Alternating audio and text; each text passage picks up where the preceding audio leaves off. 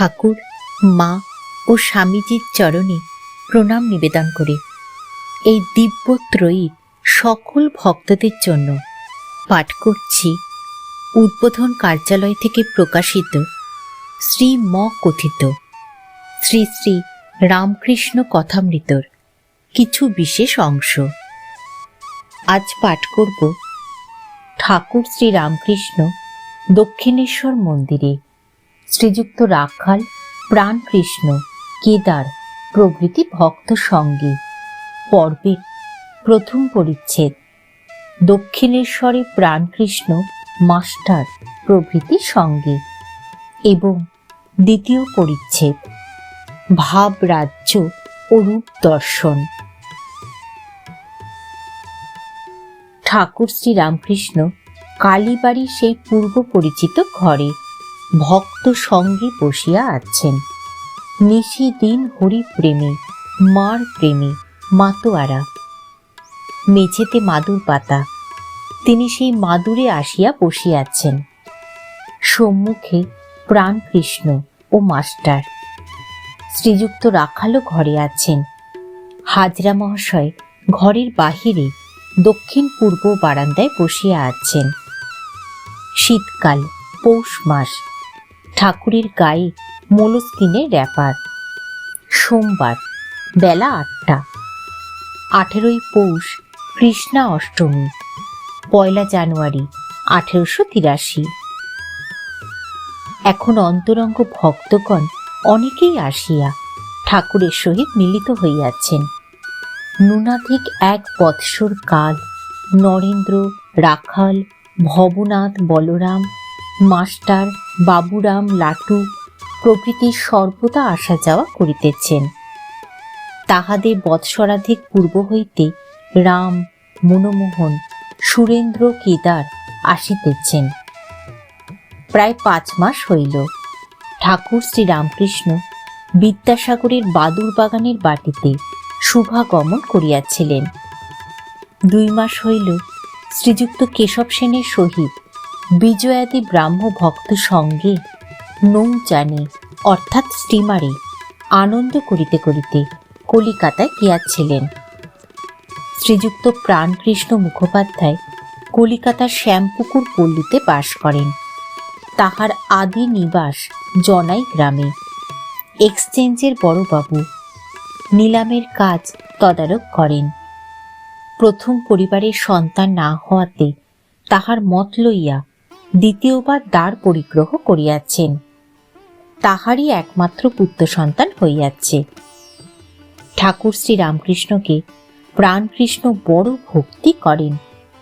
একটু স্থূলকায়, তাই ঠাকুর মাঝে মাঝে মোটা বামুন বলিতেন। অতি সজ্জন ব্যক্তি। প্রায় 9 মাস হইল ঠাকুর তাহার বাটিতে ভক্ত সঙ্গে নিমন্ত্রণ গ্রহণ করিয়াছিলেন। প্রাণকৃষ্ণ নানা ব্যঞ্জন ও মিষ্টান্নাদি করিয়া অন্ন ভোগ দিয়াছিলেন। ঠাকুর মেঝেতে বসিয়া আছেন। কাছে 1 চ্যাংড়া জিলিপি কোনো ভক্ত আনিয়াছেন। তিনি একটু জিলিপি ভাঙিয়া খাইলেন। শ্রীরামকৃষ্ণ প্রাণকৃষ্ণাদির প্রতি সহাস্যে, দেখছ আমি মায়ের নাম করি বলে এই সব জিনিস খেতে পাচ্ছি। হাস্য। কিন্তু তিনি লাউ কুমড়ো ফল দেন না, তিনি অমৃত ফল দেন। জ্ঞান, প্রেম, বিবেক, বৈরাগ্য। ঘরে একটি 6-7 বৎসরের ছেলে প্রবেশ করিল। ঠাকুর শ্রী রামকৃষ্ণের বালকাবস্থা। একজন ছেলে যেমন আর একজন ছেলের কাছ থেকে খাবার লুকিয়ে রাখে, পাছে সে খাইয়া ফেলে, ঠাকুরেরও ঠিক সেই অপূর্ব বালকবৎ অবস্থা হইতেছে। তিনি জিলিপির চ্যাংড়াটি হাত ঢাকা দিয়া লুকাইতেছেন। ক্রমে তিনি চ্যাংড়াটি এক পার্শ্বে সরাইয়া রাখিয়া দিলেন। প্রাণকৃষ্ণ গৃহস্থ বটেন, কিন্তু তিনি বেদান্ত চর্চা করেন।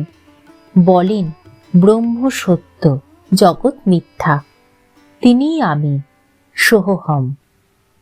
ঠাকুর তাহাকে বলেন কলিতে অন্নগত প্রাণ।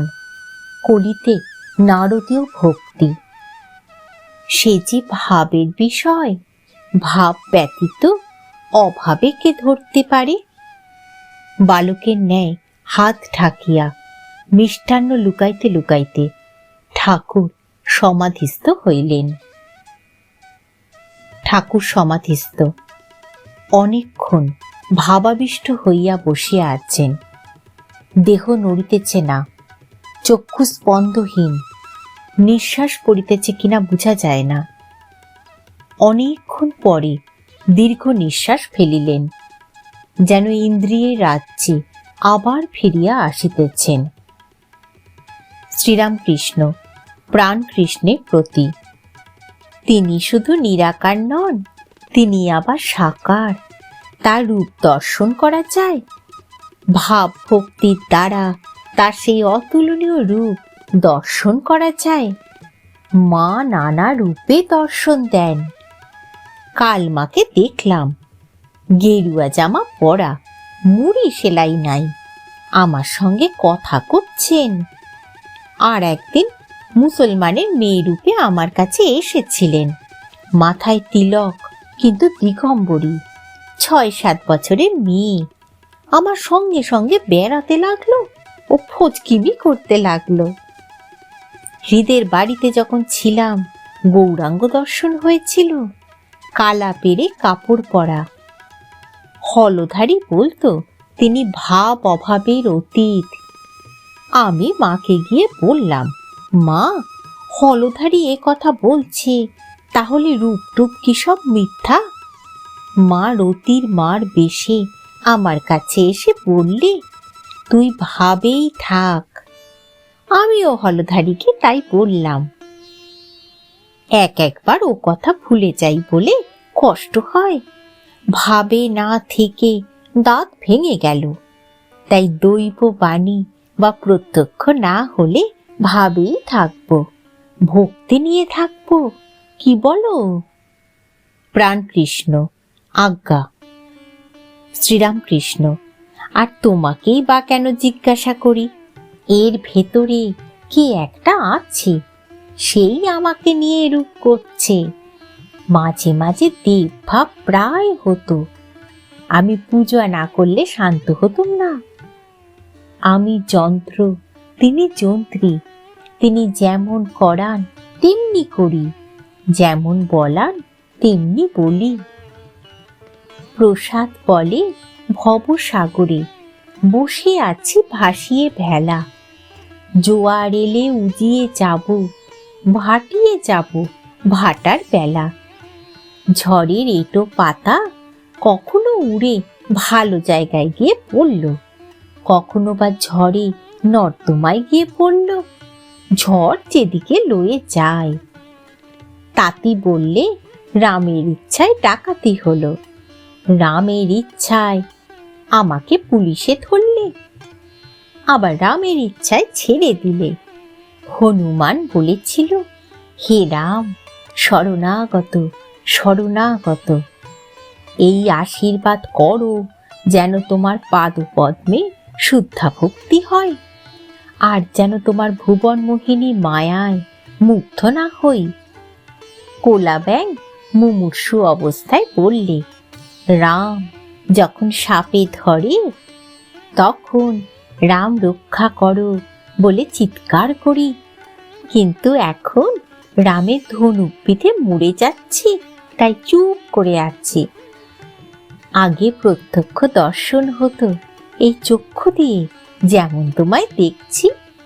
এখন ভাবাবস্থায় দর্শন হয়।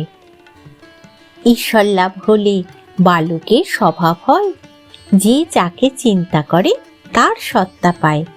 ঈশ্বরের স্বভাব বালকের ন্যায়। বালক যেমন খেলাঘর করে, ভাঙে, গড়ে, তিনিও সেই রূপ সৃষ্টি স্থিতি প্রলয় করছেন। বালক যেমন কোনো গুণের বশ নয়, তিনিও তেমনি সত্য, রজ, তম 3 গুণের অতীত। তাই পরমহংসেরা 10-5 জন বালক সঙ্গে রাখে স্বভাব আরোপের জন্য। আগরপাড়া হইতে একটি 20-22 বছরের ছোকরা আসিয়াছেন।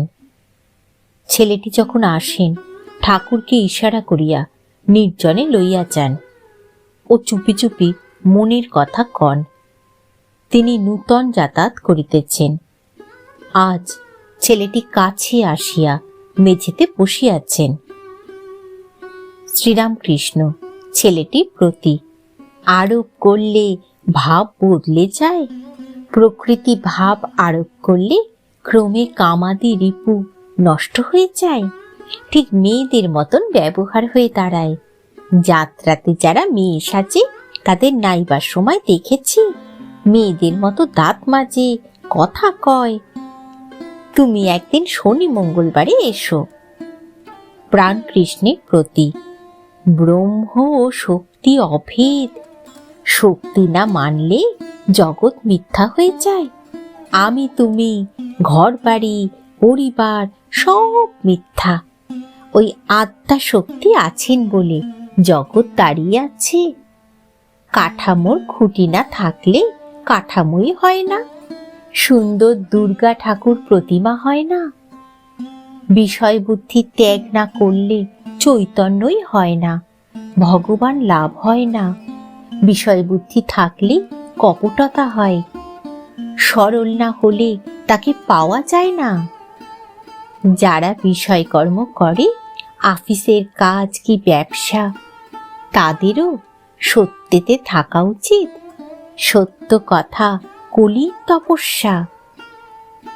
প্রাণকৃষ্ণ অস্মিন ধর্মে মহেশী স্যাত, সত্যবাদী জিতেন্দ্রিয়, পরোপকারও নিরত, নির্বিকারও সদাশয়।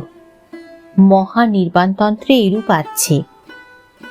শ্রীরামকৃষ্ণ হ্যাঁ, ওইগুলি ধারণা করতে হয়।